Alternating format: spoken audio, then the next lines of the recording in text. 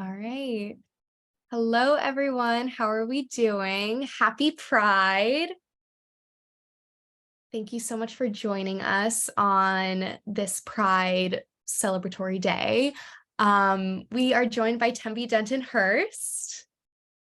Hi, everyone. All right. So Tembe Denton-Hurst, known on the internets as Tembe, is a book-obsessed beauty and culture writer and author. Her debut novel, HOMEBODIES, came out on May 2nd. She currently works as a staff writer at New York Magazine's The Strategist, where she covers beauty, lifestyle, and books. When she's not writing, Tembe can be found on her couch in Queens, where she lives with her partner and two cats, Stella and Dakota. Welcome, Tembe. Thank you so much for being here. And who is this on your lap? This is Dakota. She's a paid actor. She heard her name and was like, I'm going to jump up here. Oh my God, iconic. Well, congratulations on your debut. What has the publishing process been like for you? It's been interesting. I think that, okay, Dakota, I need you to, sorry, y'all. It's been interesting. I think that it's very opaque. Like, I don't think that there's any preparation for what it's really going to be like. I think, I remember before I had published, I was kind of always on Twitter or like looking at like articles, like what is it like to publish a novel? What is like just wanting so much insight, and realistically, like there was nothing that really prepared me for it. Except for this one book that was like before and after the book deal or something like that. That was actually pretty helpful. It gave me a lot of insight into kind of like how things worked, but you really don't know how it's going to work until you start doing it, I'll say. Yeah. What was like the biggest surprise for you? I think just like kind of how like disorganized it all is. Like you think that it's gonna be like there's like some big formal process or like it's fancier than it is. And it's like just like magazines, it's like it's actually just really a bunch of people in a room. And like sometimes when things aren't going a certain kind of way, it's really not like it's easy, I think, sometimes to take certain things personal or to be like, oh, like this is I'm sorry, y'all. This is just No, I love it. I'm obsessed. um, The cat is the main character. and she's purring so loudly. I'm just like, I don't really know like what her idea is. She's But like, yeah, no, like why aren't you paying attention to me? oh, literally. Um, I think there's this like, oh, like, is it me or like, why isn't it? Like, there's certain things that you're like expecting or like hoping for, and in reality, sometimes it's like, oh, there's just like not that many people who are working here right now, or like this person got like, there's always like so many more forces. Like it's an office environment just like anywhere else. So I don't think I necessarily knew just how true that was, like even in publishing, just as much as it is anywhere else. Yeah, that's such a fair point, because you think of it as this kind of like mythical thing where things are just processed and come in and out, but it's like it's any other office. Yeah. So I heard that you came up with this book idea in Nicole Dennis Benn's writing workshop, and I saw that you chatted with her at Books Are Magic to celebrate the launch of HOMEBODIES. What were the most important things that you learned through her class, and what's it like now to, promote the book with her? I mean, well, I'll start with what I learned. I learned a lot about kind of character work, and one of the big things that she focused on was like planting seeds, and that was something that was really important for me in HOMEBODIES, like to kind of weave things together in a way that felt like, oh, this is cohesive, or this is like interesting, like she was really talked a lot about like intentionality in the work and like making sure that the character development is like really, really strong. And so that's something I learned in the class and something I really tried to bring to HOMEBODIES as well. And it's been really cool to promote with her. I think she really believed in the book, even when it was just like a couple pages. And so it's been exciting to see that through to fruition. It's really cool. I think there's times we get really excited about stuff. And then, I mean, for me, at least, I'll get super excited about a project and then I'll never hear from it ever again. Like, I'm like, oh, this is so great. I love it so much. And then I'm like, okay, put it down. But it's cool that this like got completed and is like something that, we can both look at and say like, this is a real living, breathing thing that exists in the world. Yeah, it was once like a Google Doc and now it's here. What were the first things that you wrote in that Google Doc? The grocery store scene where she sees tea for the first time. That's like the first scene that I wrote. Yeah. Everything kind of evolved from there. Yeah. And you open the book with a quote from Tressie McMillan Cottom. I can't talk today. We work. Lord, do Black girls and Black women work? Why did you choose this quote specifically for your novel?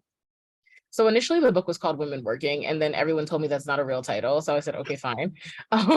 Whatever. I guess you guys know better than I do.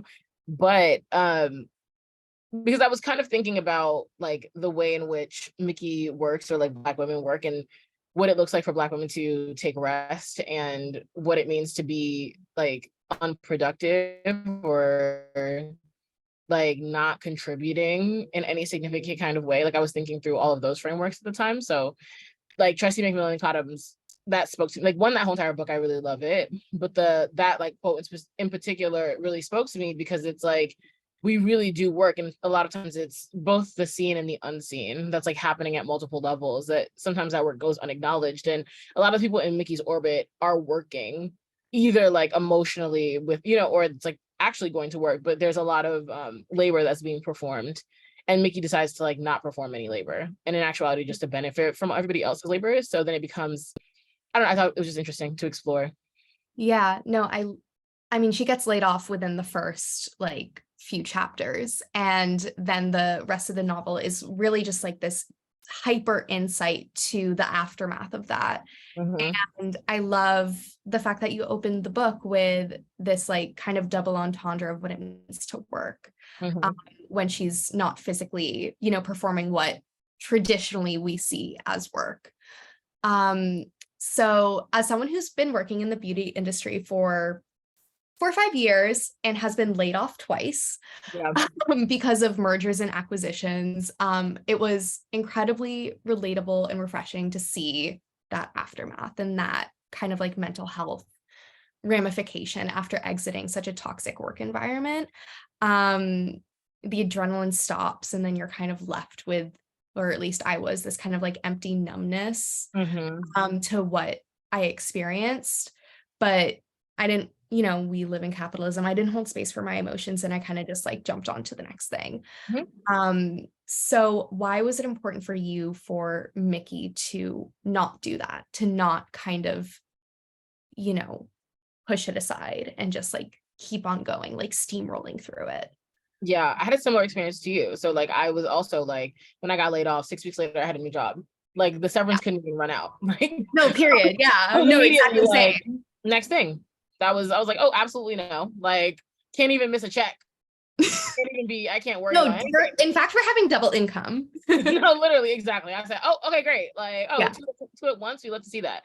And I think that was what I wanted to fight against. Like, I couldn't give myself. I remember how when I finally when I started my new job, it was like I was so anxious, like low key though. Like I didn't know how to like interpret the feelings that I was feeling. But it was when my manager reached out to me and was like, hey, can we talk for a second or something like that? And I was like shaking, and I'm like, why do I feel so anxious about this regular conversation? Mm-hmm. Like, why do I feel so nervous for her to just speak to me? And I'm like, then I started to recognize like, oh, because you're so unhealed from what had just happened to you. And like, you didn't take any time to think about that. You were just so busy, like jumping to the next thing. Like I got laid off the next day. I was on a press trip. I left for a press trip the next day. And so it's like, it was very, very, there was no processing done. Yeah. No Yeah. processing done, especially because it is so par for the course in the industry. When you get laid off, people are like, damn, that sucks, but like whatever, because that's what happens. Like it's just something that you're supposed to be able to cope with. And so I want Mickey to like very much so not cope with it, because it's not healthy that like we're constantly being like cut off and disposed of, and then being like, oh well, that's just the name of the game. Yeah. Like, so yeah, I wanted to kind of write something where I'm like, someone was able to just take the time, like use their Yeah. severance to be sad and not to Yeah. like, To like actually have those human emotions and not be like a capitalist robot who, when she got her "you're being laid off" email, immediately went to LinkedIn and applied to 30 jobs through Easy Apply. oh, literally. Like literally. Like it turns on, is open for work type vibes. Like, Yeah, no, no, exactly. like, no. Like the meeting literally hadn't even ended. The CEO was not done speaking. Like I mean, that's a trauma response in itself. Like that kind of like complete, just, you have to figure out what the next thing is. Especially because it's like, it's not like we work in a startup, right? Like it's not as if it's like, and it's unprecedented in the sense that a lot of times, especially if you're working in like traditional beauty media, a lot of these companies that are folding or being merged, like all these things are like companies that like existed long before you got there and seem very stable or seem very fixed or seem very set. And so like to be entering the industry or working in the industry in a time of so much like tumultuousness, you're also working alongside people who, if they've been there for a long time, have never experienced this. So it's like there's no roadmap. It's just like now everybody's just like, oh, like layoffs are just part of the thing. But 15, 20 years ago, they were just not, that wasn't like all the time in the way that it is now, where it's like, oh, at the end of a quarter, you're like, oh, and then whatever, BuzzFeed laid off their entire room. You're like, that's a lot of people. Yeah. Yeah. No, I mean, it was the first third of the novel where she is talking about the industry and talking about like lugging the bags of product and these parties and the people that she's working with. Also, we do have to acknowledge my name is Nina and her boss is Nina. I was like, oh, fuck. I am the villain. No, it was very, very intensely relatable, you know, from just like the industry perspective for me personally. And as a reader, the video scandal that we get in the later half of the book that propels Mickey's manifesto to go viral, for me, it was really reminiscent of kind of the June 2020 Bon Appetit, like Condé Nast downfall. When the editor-in-chief's Halloween costume was brought back into the spotlight, and that kind of spiraled like a whole Bon Appetit like explosion. Though that's not the beauty industry, there's, you know, so many that we can point to in recent years of, you know, real life examples of what you're talking about here. Is there a specific media event that sparked something for you with, you know, the merge or that scandal, what the manifesto? I think it was like my own layoff, but I was writing during June 2020. So it was like I was very aware of all of the things that were going on. And so it definitely did like influence the way I decided to handle certain things. Or like, because her in my like initially when I wrote it, I had her thing going viral like much earlier. And then I moved it because I was like, it feels so realistic and so on par that like what buoys, like what makes her voice visible is like white shame, essentially. Like it's not like just her screaming into the void, because who is really listening to this disgruntled Black woman when everybody else is trying to uphold the status quo, including the people that she works with? So there had to be some kind of catalyst or like, you know, some event that, to me, that was like the more realistic path, was to write, like for there to be an event that kind of pulls her into the spotlight. Like, so yeah, that was really what it was for me. Yeah. So I mean, she wasn't listened to when she first published it. Like her friends kind of went silent, group chat went silent. It didn't really get any traction. So then when this event happens, it's like, oh, who can we align ourselves with to make ourselves feel better and look better? And what exists already that we can kind of turn to as like a guiding light almost for the same. Yeah, it was, I mean, reading the back of the book, I was like, oh, this thing goes viral. And I was expecting it to happen earlier. So when it didn't, I was like, oh, fuck, like that's, yeah, I like that choice. So as writers, we're told to write what you know. And you kind of get into this discussion of media memoirs versus autofiction. And I heard you say multiple times, like, instead of going to therapy, you wrote this book. So what made you want to write the story, like your manifesto, so to speak, of like your experience kind of in this way?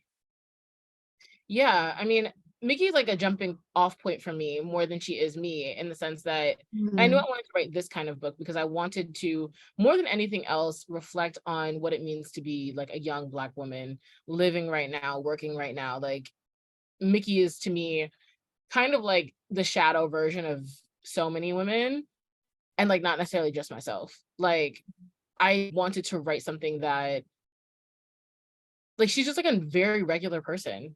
Like she's not particularly extraordinary, and that was really, really important to me. I wanted to write about a Black woman who was not like high achieving, not like doing anything particularly, like she wasn't like particularly exceptional or extraordinary, and that was really important to me. And I think that was why, like when it comes to the whole like, oh, wrote this instead of going to therapy, because I think I'm always pushing myself to be extraordinary, to achieve, to be ambitious. Like I have this, that's my instinct. And to write a character that is actually like acting in direct opposition of that, and she still can take up 300 pages and is still valid and like still, you know, someone who people can relate to, that's important to me. Yeah. So for me, that was kind of like my aim, was to center and like foreground Black, like this mundane, the mundanity of this Blackness, like the ordinariness of her as a Black woman, Yeah. and like for her to be written and seen as like deeply human, because I think that we often are denied that kind of categorization. And so yeah, it was important for me to write that, and I think I didn't know how else to make her except for being in like a fat Black body. Like I didn't know who else to write. Like I felt like there was no one, and I think also there's not many more identities that are like more pushed back against in a sense, like, or regarded like with more, like it's just highly visible. Like, she's like a highly visible figure in a lot of ways. Like walking down the street, they're like, oh, this is like this thick Black girl. Like she takes up space. People see her and they like recognize her and maybe have ideas about the kind of person she is. But then in Homebodies, I wanted to just sit in her interiority. Like her Blackness is not the point. Her being a lesbian is not the point. Her being fat is not the point. Like it's just about her as a human being and like her experience, and less about like commenting on her individuality or commenting on her identity. And like I just wanted to, like, that was really important to me. Yeah. Yeah, I love that. And also I noticed when shortly after Homebodies came out, or it was around the same time, you wrote an article for The Cut that is the article that Mickey isn't able to write, the article that she pitched and was shot down and then is written when she's gone. So you published this piece about acrylics and professionalism and being in the workplace as a Black woman. So was that timing for you intentional? And how long had that piece been brewing in you? You effectively told the story that Mickey couldn't. So I'm really curious to hear about that experience. So that story was interesting because we knew we wanted to do something. Like, you know, I work at Strategist, I work in New York Mag. So like my coworkers were very aware that the book was coming out, and they were like, what are we gonna do? And there had been another staffer who had written fiction, who had written like a personal essay story for The Cut, like before her book came out. And so we were trying to figure out what we were going to do that's kind of similar, but I didn't have anything really in mind. And then when everything that happened with Angel Reese and like the whole like LSU thing with and like talking, like it really created this very salient and timely conversation around Black women and professionalism. And so I was like, oh, like, I mean, Homebodies, Black women and professionalism, this is what we're talking about. And then I just kind of started thinking like, yeah, like I have something to say about this. And it all kind of came together. I would say the story had been brewing for a long time, in the sense that I'd been thinking about it and like wrote a book in that vein. And like, you know, like there's a lot of like, I'd been meditating on it very deeply. But I think because of that, like to actually write the article didn't take me any time at all. Like I pitched it and wrote it like in the same day, and then just Wow. Yeah, I like wrote that in one shot. Like it was very like stream of consciousness, and they were like, oh, let's make slight edits, and then we just put it up, and it worked out. Oh my God, amazing. That like I can't remember the last time I did that, where it's just like, oh, pours out of you, done. Yeah. Yeah, that's really cool. And I also love how your coworkers were supportive of like wanting to find a way to promote it through like creative storytelling, and not just kind of like a, you know, promotional, like, oh, this book is coming out, like let's, you know, share more about like the thematics of it as a way to support. Also side note, I got acrylics like 2 days ago because TikTok told me to. I have like a tick of like picking the skin at the side of my and I haven't had them for like 2+ years because I got them for a modeling shoot once. But now I'm tapping every surface, and it's very fun. But anywho, what is it like for you to do press with like publications within the industry that you criticize in Homebodies? Is there like a tension or like acknowledgement with the people who are chatting with you? It doesn't come up. Like I think they're just kind of like, it's not something that I think they think about, but we're all colleagues. So I think there's like this awareness, like we're all like deeply aware of the like what's going on, you know? So we're all just like, I think I haven't really, no one's ever asked me about it, or there isn't like, so how do you feel about criticizing the hand that feeds you, in a sense? Like there hasn't really been any, I haven't received any like pushback, or no one's said anything, at least to me directly, about like, oh, like isn't it ironic that you know they're just kind of like, read this book, and I'm like, okay, great, I love y'all, great, like I love that you guys are excited about this. Yeah. No, So I was reading your Vogue piece, and I was just thinking about like the whole Condé Nast and like almost like Devil Wears Prada. Like they did not promote Devil Wears Prada the way that they're promoting Homebodies. I mean, this right, was also right. like 10 plus years ago, but yeah, I was like, this is ironic. I think there's like a comfortability, because I think that we also don't spend so much time in the industry that it's like not really like this industry commentary in the same way that like a Devil Wears Prada is. Mm, They are maybe a little bit more comfortable, you know, because it's like, yeah. if I wanted, I Yeah. could have written a book that just skewered the industry. Like I could have done that. Like that wouldn't have Oh, been difficult for me to like have Mickey like lose her job, jump back to it. Like I could have made it very realistic in that way. Like mm, you're not gonna lose sleep over this. You're gonna just run back to find something new, and like she's in a deeper hole. Like I could have written something about her falling apart while trying to continue to achieve. Like I could have done, like that would have been something. And then I think in that situation, I would have probably taken a more like a like a stronger pen to the industry as a whole. But because it wasn't really about that for me, like yeah. it's her job more than it Yeah, is 100%. like, you know, the focus of the novel. I was like, I think they kind of were like, okay, cool. Yeah. It's more character driven versus like exterior Yeah. force. And Yeah. also I feel like there's no like recognizable people that I'm speaking about. So they're like, you know, there's not like the Yeah. It's not like an Anna Wintour dupe. yeah, exactly. Yeah, she doesn't like, she's not even interact, like her Nina is like not Yeah. like, she's I not like mean, a I've worked with someone like that, and we just had our Zoom. This is so messy. We just had our Zoom chat about Homebodies before this, and we were all chatting, and I was like, oh my God. As soon as you started writing about her, I was like, oh yeah, this is someone that I have worked with yeah. directly. Absolutely. Yes. Um, Nina's a figment of my imagination, but very, very based very on real. experiences that I've had. Yeah, she's I very loved real. I loved how you were talking about in at Books Are Magic with Nicole. Like, why is every beauty editor like 30 something from the Midwest? Like Mhm. just like white millennial, like the tastes are all so similar, and Mhm. the Midwest bit is like so fucking real. I was just like, oh Jesus Christ. Oh yeah, they're from like Minnesota, like Chicago, like Yeah, Missouri. It's a Ohio. It's very specific. it's very specific. um One of my favorite lines in your book is, why have I settled for people in places that haven't chosen me? Mhm. What did you want to convey with Mickey's character growth and journey home, and like her realization up until like that kind of like really turning point for her in like inside? Yeah. Um, it was really important because Mickey in a lot of ways becomes invisible both to the systems and to herself. And she realizes that she's created this persona and this identity that doesn't necessarily match or kind of speak to or take care of the person she actually is. Like Mm, she's invented she's built this life for herself, and now she feels trapped inside of it. And so it's like when she's thinking about the things that are choosing her, it's like they're not choosing Mickey the person. It's like the idea of who she's like, what she's projected to the world. And mm, so once those things start rejecting her, she starts to feel like completely lost. Like she has no sense of self now because so much of that self is predicated on things that are external to her.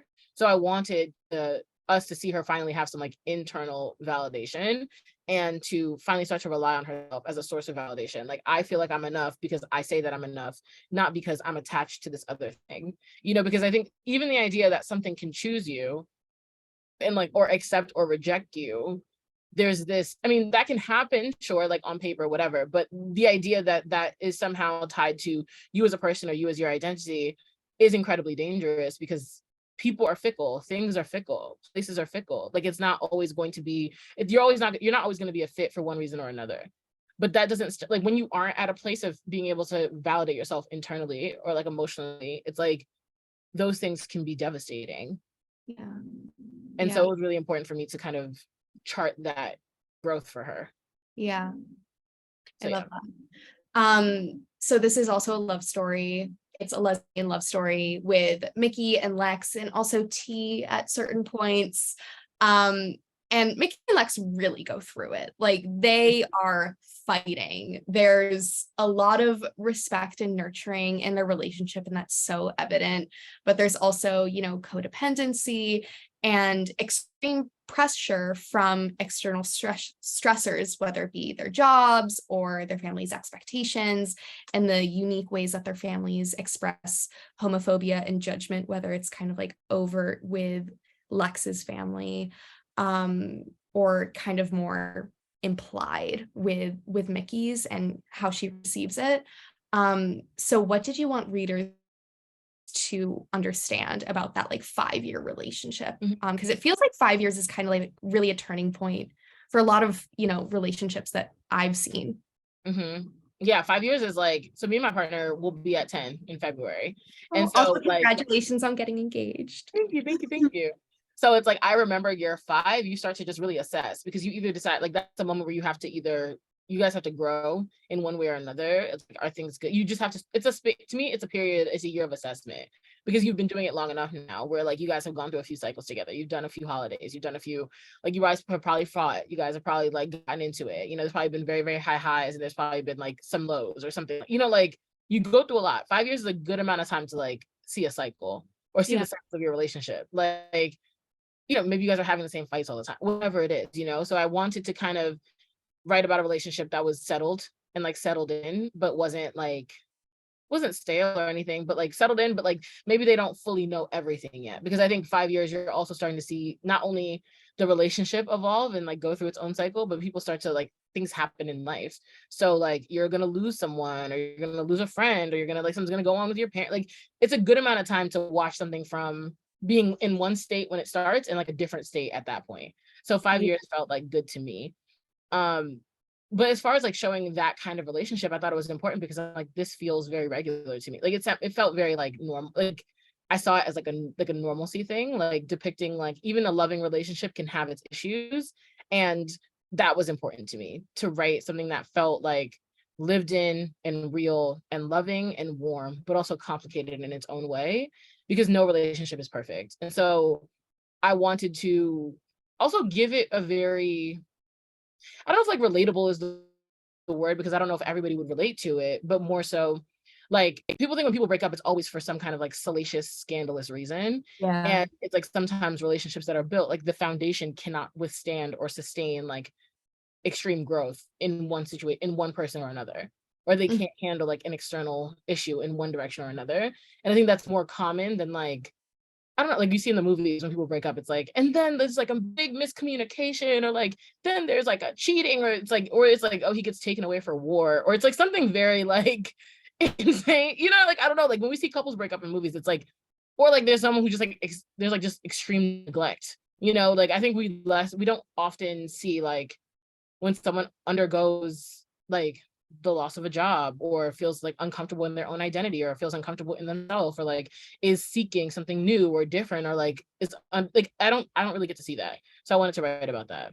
Yeah, I love that, because that's fucking real, where it's the more common thing IRL versus like you said in the movies. Yeah, I love that. And also the ending. I do want to talk to you about the ending, because it ended and it felt like the black screen at the end of The Sopranos, where it's just like, what the fuck? I want more. I know. Oh my God. And I I can't imagine like as a writer coming up with these characters and becoming so attached to them and their stories and their desires and what they want from the world and each other, and then just having it end. Right. And it ends like at a point of new beginning for Mickey, where she's going on what I kind of read as like the Today Show, right. And talking about her manifesto, and talking about the issues that she faced really publicly. And then also there's a turning point with Lex, where it's like, oh, we don't really know what's happening. Like what Lex knows that, something happened with T, and Mickey is, kind of realizing maybe this relationship isn't for me, but I also really love her. And it's been 5 years, and, giving everything that I've wanted, and maybe I haven't contributed as much. So it's all of this like messiness and unresolved, like it was not tied up in a bow, which is great. I did love it, but I do want your take on, where do you see the characters now? Do you think they're still together? Do they live in your mind? What are they up to? Honestly, I don't know. I like and I know that's the most unsatisfying answer, right? But it's like, the point of writing Homebodies for me was to like write this journey and to like show a small microcosm of like what the beginnings of healing looks like, or like what it looks like to kind of find oneself, and to like what it looks like to really shed like the things that have been holding you down, and to like evolve away from the things that you identified with for so long and being left on the other side of it. So that was the project, like them being real, or like them feeling like, oh, this is like actual, it's like, I don't know, like that wasn't for me, that wasn't the point. So it's like, yeah, of course they feel like they feel real, but like that's like how I spent so much time with them on the page, and being like breathing life into the characters and wanting them to feel, and wanting everything about her life to feel as close to reality as possible. As far as like, you could be like, oh, I know her, you know, like it was supposed to be like, oh, I could look over there and be like, oh, I know Mickey, or I know Lex, or I know T, or I know Grandma Anna. Like this very, like I wanted the characters to be very recognizable, the places to feel real, the things that she went through to feel like very, you know, like just to feel important. Yeah. But with that said, I didn't have like, it was kind of like you get to see what's going on with her for like 6 weeks, and then it's like, okay, well, she's going to continue to go off in this direction. We don't necessarily know what's going to happen next, but we know that she's maybe a little bit more equipped to be able to handle what's coming her way. Oh, I love So in my mind, I guess, because at one point I thought about writing an epilogue or like ending it in a different place. But I feel like, you know, like Mickey like starts a newsletter, you know, like she's got a Substack. Yeah, she starts a Substack, obviously. You know, as far as her and Lex, I think that situation continues to play out, because you know, that little interruption is not, a lot of couples break up, make up, do whatever, and like nobody ever knows about it. And because it's really not public between the two, what happens between the two of them, they could easily resume their life with nobody being the wiser. Yeah. So there's that.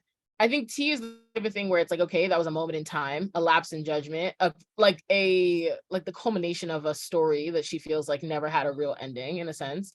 And then it's like, does T come back around? Maybe, right? Maybe not. I think it could just depend on like whatever is also going on in her life. Like if Mickey is like really as good of a thought in her mind's eye as she makes it seem, you know, like there's like a lot of options in that direction. I don't know. I feel like Mickey and Lex, do they break up? I don't know, right? Like I don't know if they like really, really do. Because like, Yeah. you know, she's different, but she's not that different. You know, she's not that different. The ending with T and seeing her like other girlfriend, and that whole bit where Mickey just like kind of puts on this persona of, oh yeah, everything's fine, we're just besties, like totally cool, like let me just have this conversation, and that's gonna be like the bigger fuck you than like getting a reaction out of me.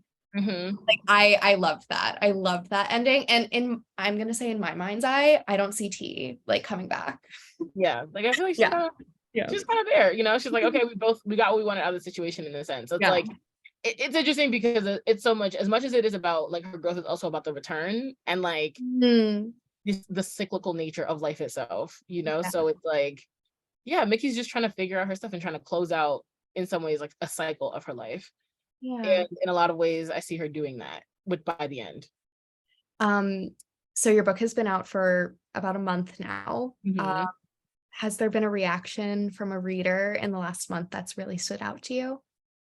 A lot of them stand out. A lot of people will reach out to me and just be like, how did you write my life? Like, you literally wrote me, like, this is crazy. And it's been beautiful to see, because the book is dedicated to women who look and love like me. And so it's been really cool to see like women who look and love like me reach out to me and say, I feel like you wrote my life. Like, I feel like you really sat there, opened up my diary, read it, and put it on a piece of paper. And I'm like, for multiple people to feel that way is so exciting, especially because that was always my goal, was to like write something that felt relatable to other people, and like write something that felt important and deeply felt and made them feel seen. And like, I don't know, I wanted Black women to read the book and be like, oh, it's okay for me not to be extraordinary, for me not to excel all the time, or to not be perfect, or for like the quiet moments of my life to be worthy of attention. Like for us to sit in my failure, and for that to be a worthy topic, versus like every time I'm winning. It's like the opposite of an Instagram reel, you know, like the opposite of the highlight reel that we kind of feed everybody. Okay, sorry, Dakota's jumping. She's like doing whatever she's doing. Can you come down, please? She's iconic. I Oh, love. I'm sorry. I'm sorry. I'm No, sorry. that's your child. Don't say sorry. I'll apologize to her because she's mad at me now. But yeah, so like it's kind of like that. It's like it's like the opposite of an Instagram highlight reel. You know, Yeah. we're showing all the best parts of our life. But this is like, I want to actually turn our attention to the hard things and like those quiet moments that like you don't get to see. That's like the opposite of the reel. Like you don't get to see that. That's the stuff that doesn't make it in. Yeah. You know, that's the stuff that It's you so kind of like. interesting, like how you're talking about like those kind of like ordinary moments. And Instagram has kind of evolved to celebrate those ordinary moments, like with a photo dump where it's just a bunch of photos from like every day, but it's still curated and it's still a highlight. It's still things that you wanted to take a photo of, and this is things that like you don't necessarily want to document. Like you don't want to document like not showering for 4 days and like not being able to get up off the couch, and you know, like going back home and being confronted with like really tense family moments and, you know, trouble in your relationship. So yeah, I feel like there's kind of this assumption that like Instagram is becoming more real, but it's actually, in my mind, just a shiny new coat of fakeness. I don't know what, but okay, so with Sapph-Lit chats, we do a rapid fire round where it's short questions, short answers. And I guess that is also how I feel about Be Real. Absolutely. I deleted that so long ago. So for those of you who are on the call and want to ask Tembe questions, drop those in the chat now and we'll ask at the end of the rapid fire round. But for now, I want to know, what are you currently reading? Chain Gang All Stars by Nana. I have that on my shelf. Yeah. What is a book that you recommend everyone read? What do I have everybody read? Oh my God, so many. Okay, so My Sister the Serial Killer, for anyone everywhere all at once. Like I'm literally just like, read this. I like to say I'm also the president of the Tomorrow and Tomorrow and Tomorrow fan club. I think it's so well written. I love that book so much. +1 to that one. Stay With Me by Ayobami Adebayo. I recommend that one to everybody as well. The Days of Aphrodite by Sally Solomon, because it's so good and like people don't, it's like that's a book that people should be reading more. And then Daniel Evans, Office of Historical Corrections. It's a perfect short story collection. Like Love. Big perfect, so perfect. What is a book coming out soon that you're excited to read? What am I excited to read that's coming out? I'm like trying to think. I'm like, I feel like I have all my books. Like, also it's problematic now because I get books for like people send me books, so I can't remember. Yeah, you're like, it's out. It's on my shelf. Yeah, I can't remember when things are like on the way or if they're already here or like what's going on. Damn. So my answer to this is Death Valley by Melissa Broder. I'm a Melissa Broder girl. Yeah. Oh, okay. Yeah, I know that one's coming out. What's coming out? James McBride's new book is coming out. And also, Family Meal by Brian Washington. I'm excited about that one. 100%. Did you take up an unusual quarantine activity? Working out. Not very unusual, but lifting weights. Yeah, unusual to me as well. Like I took up knitting though, another sit on my ass kind of activity. Okay, if you could have dinner with anyone dead or alive, who would it be? Toni Morrison, easy.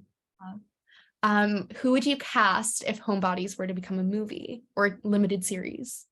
Yeah, have him limited series. For Mickey, I want it to be Precious Lee. Love. Oh my God. Like, I don't know if she's like an actress, right? Like I've never seen her talk, but yeah, I've never seen her talk either. I've seen her face though. I've seen her face. I think aesthetically, Precious Lee for sure. Okay, love. Favorite class that you took at university? My 18th century literature course with my professor, Dr. Luby. She's the best. Okay, so favorite Sapphic movie or TV show? Okay, episode 7 of Swarm, which was the first 20 minutes. I fucking love Swarm. The first 20 minutes of the episode 7, I think that's the last episode of Swarm, like episode 7. Favorite sapphic stuff. I have to think about things that made me scream. But I'm a cheerleader. I watched that movie way too young. I watched that movie when I was like 6 years old. Because I still haven't seen it.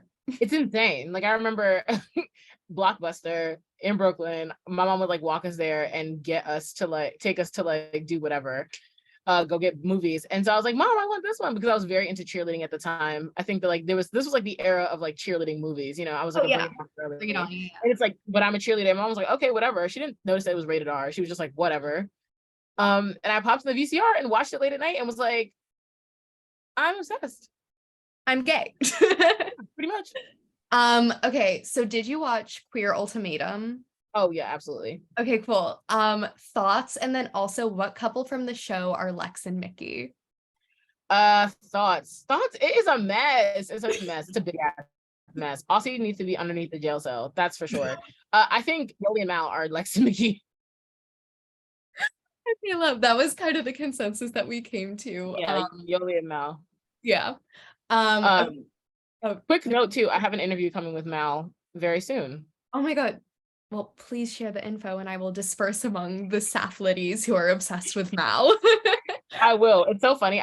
We like met up for dinner. We met up for like lunch to do the interview. And literally we're in the middle of Brooklyn and everyone's staring at us like this.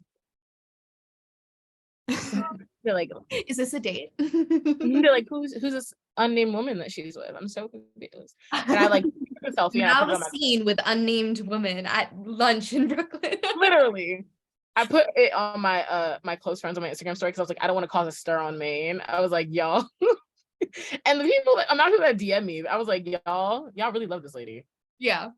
Okay, favorite sapphic celebrity or person to follow on social media? Do I follow gay people on social media? Do you? I don't know. I follow gay people on social media. I'm trying to think. Like, I'm like, maybe I forget that they're gay. I don't know. Like, when you're surrounded by gays, it's hard to remember that straights exist. Yeah, truly. Peyton, my bi queen. Love. Okay, so we have questions from Shelby. If you could take any fictional character from your book or another to any chain restaurant, where would you go and who would you take? It's T for me. I'm obsessed with her. Like, I have crushes on like people I rate, and I'm like, I have a big ass crush on T, even though she's like toxic as all hell. And yeah, I'll take her ass to Red Lobster. Period. Like Beyonce. I love it. I love it. Oh my gosh. Oh yeah, Savannah also asked, like, which couple do you think is most Lex and Mickey vibes? We were having our discussion in our little Zoom chat before, and we were like, Lexi. We were getting confused with the Queer Ultimatum couples in the Lex. Okay, I think that was the only question that we had in the chat. Is there anything that I didn't ask that you wish people would ask you about Homebodies, or you want to say before we wrap? Nothing that I can think about. I feel like you ask great questions. Thank you. Yeah.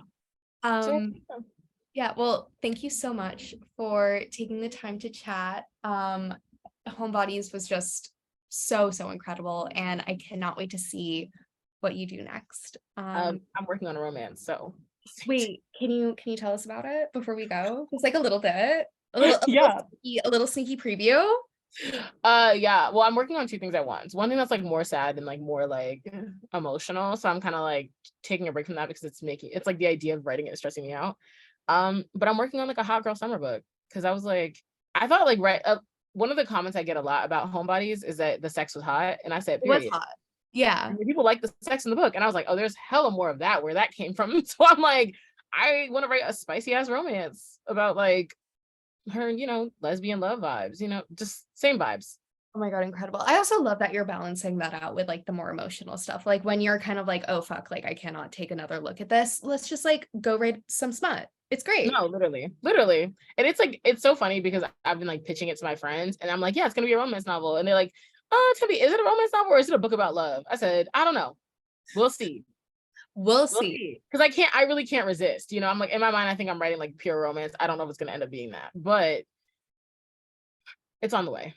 Okay, noted. I can't wait to read whatever comes next. Oh, Anna asks, favorite DMV restaurant? La Hotel. That's like my fave right now. It's so good. I'm obsessed. Oh wait, and Delenia. So good. What So was good. that last one? Delenia. It's like a Len- Mexican spot. They have like the best queso fundido ever. It's so good. Write those down, DMV locals. All right. Thank you, Tembe. Have a wonderful rest of your day and You see you on too. the internet. Okay. All right. Bye, everyone. Bye.